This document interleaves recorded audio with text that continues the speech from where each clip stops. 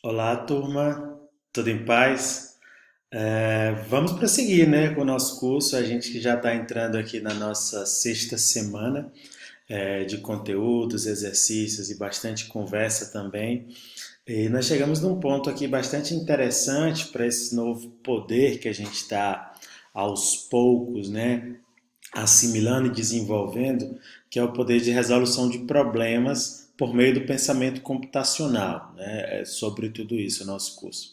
É sobre essa abordagem de você pegar um determinado contexto, conseguir propor o problema, né? Você vai conseguir propor um problema, nem propor, é formular um problema, formular, ou seja, deixar ele de alguma forma objetiva para que possa ser atacado. E em seguida pensar em hipóteses, já que você é um cientista, as hipóteses de solução, se ela não tiver ainda postas, não estiverem ainda postas, né? E então você usar a ferramenta que é uma linguagem de programação qualquer que você tenha domínio.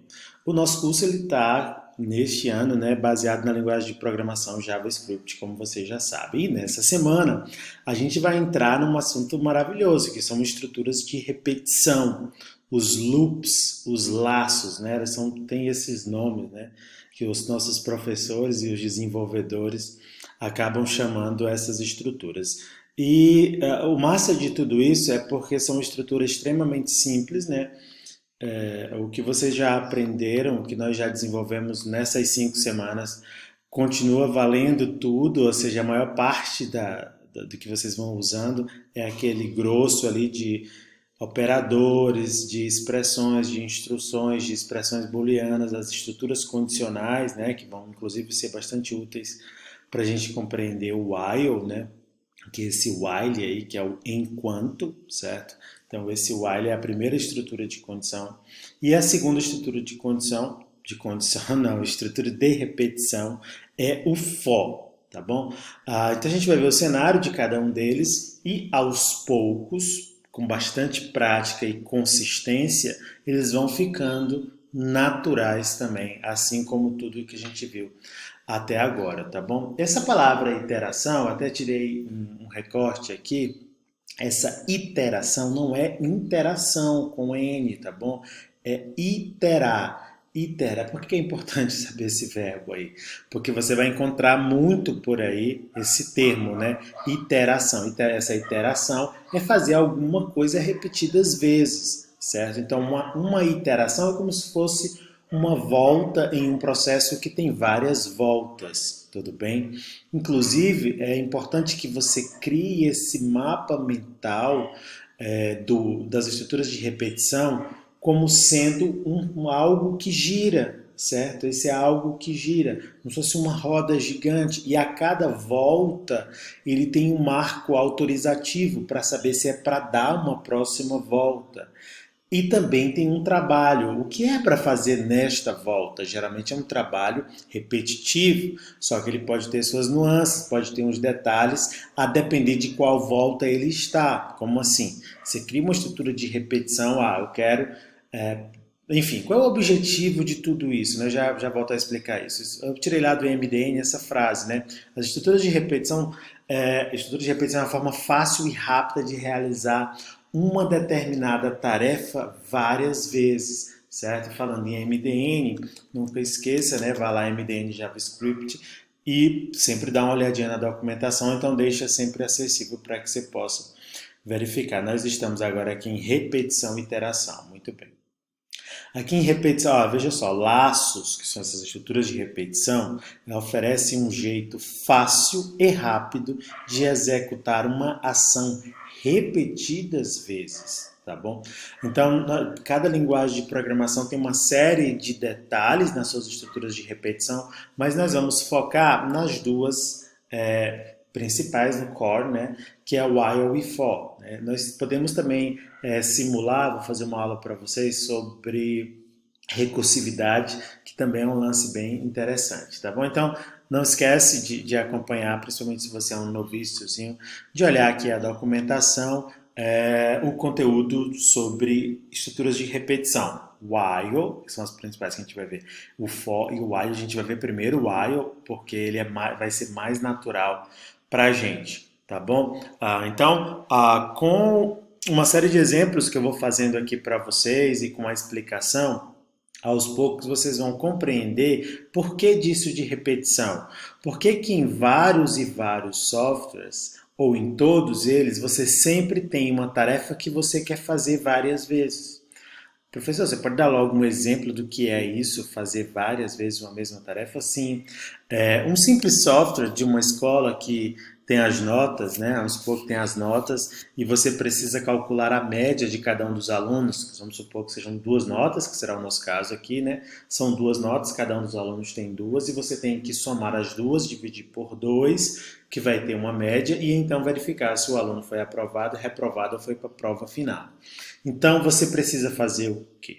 Calcular a média e verificar a situação. Você precisa fazer uma vez? Não, eu preciso fazer N vezes, certo? Então esse é um cenário onde você precisará de uma estrutura de repetição para informar ele que é para ele dar várias voltas, lembra? Como se fosse uma roda gigante girando. Cada volta é um aluno, tá? E a cada volta tem um index daquele aluno, ou seja, a posição, o aluno 1, o aluno 2, o aluno 3.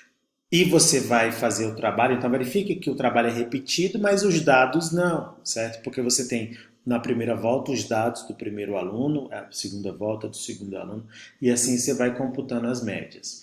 Nesse processo de repetição, às vezes você tem tarefas como essa que eu disse para você, que você está interessado no trabalho de cada volta, certo? É o segundo contexto de utilização da interação.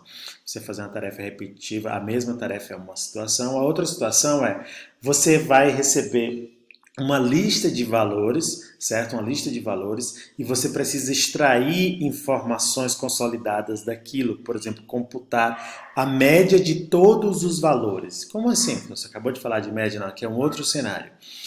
Você vai receber um stream, uma sequência, o usuário vai digitar 20 números, sei lá, 20 números.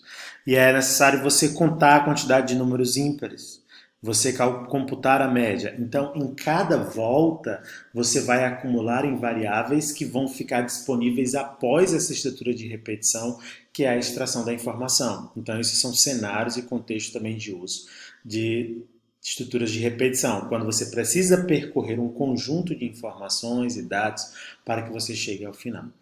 Um outro cenário que você pode utilizar estruturas de repetição, por exemplo, até um cenário bastante comum em recursividade, é computar somatórios e produtos sequenciados, assim, né? Vamos dizer assim. Somatórios, esse que eu disse para vocês, e calcular o fatorial, que é uma sequência de produtos, né? De multiplicações.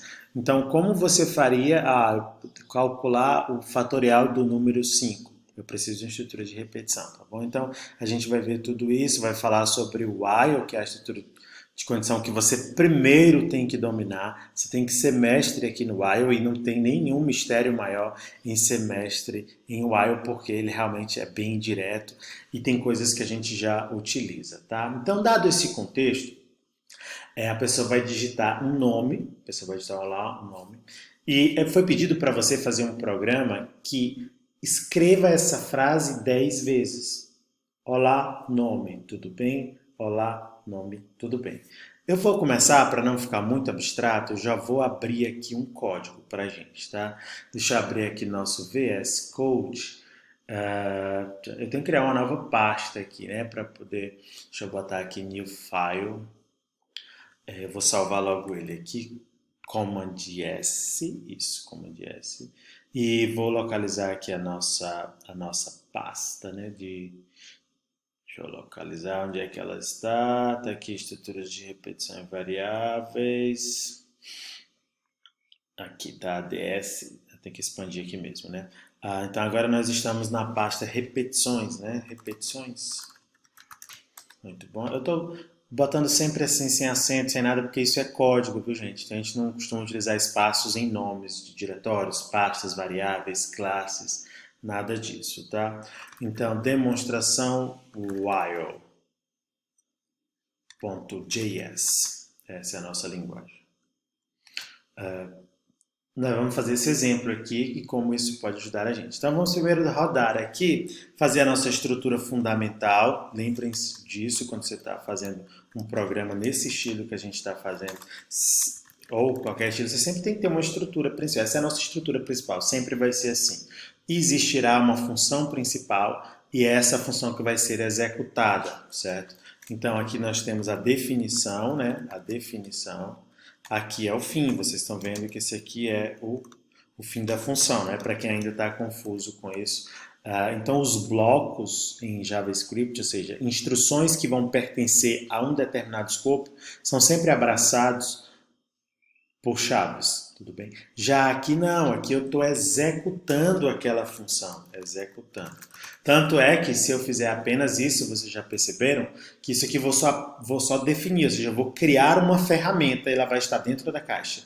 Mas se eu não usar, ela não vai sair de lá. Aqui é eu chamando aquela ferramenta, que é a ferramenta amém, amém, agora executa, né? Então, se eu tiver um console aqui, console log,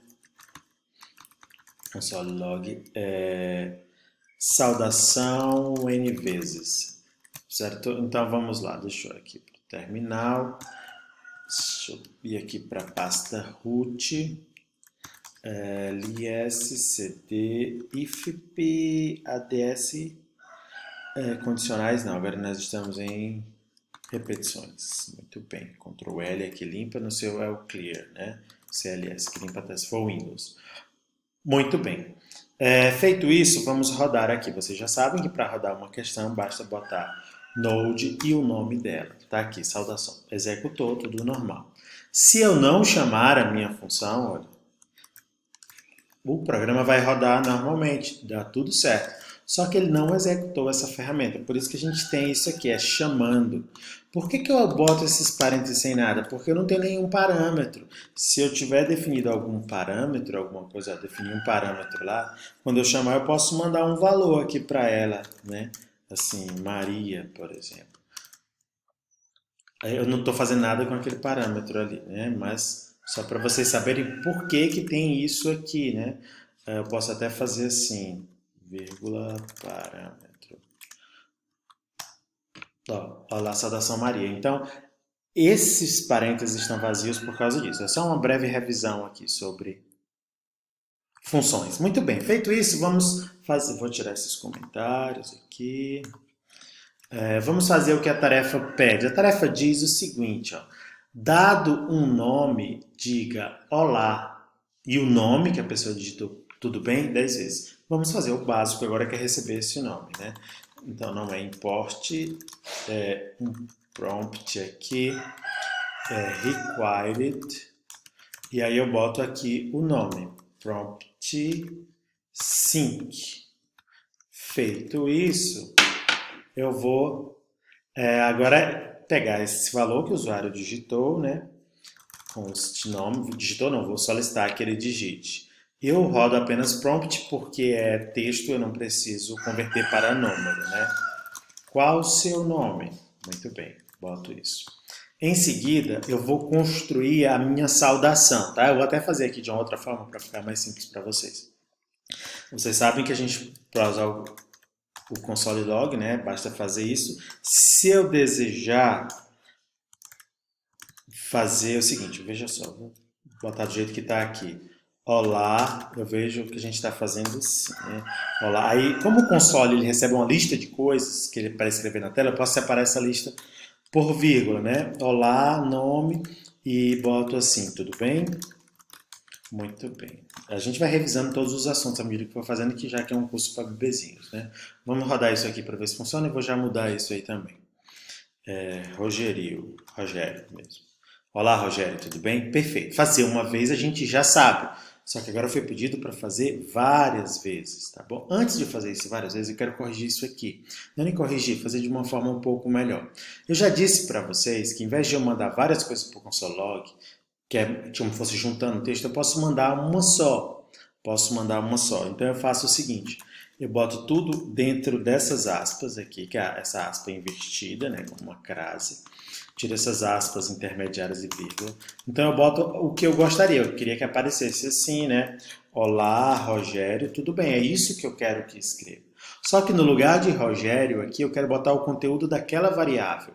Então, como eu utilizei essas aspasinhas aqui para a esquerda, eu posso abrir, ó, $abraços, né? Opa, dólar abraços, que é isso. Isso me permite botar a variável aqui dentro, o que significa que o JavaScript vai interpretar e no lugar disso tudo ele vai botar o conteúdo desta variável.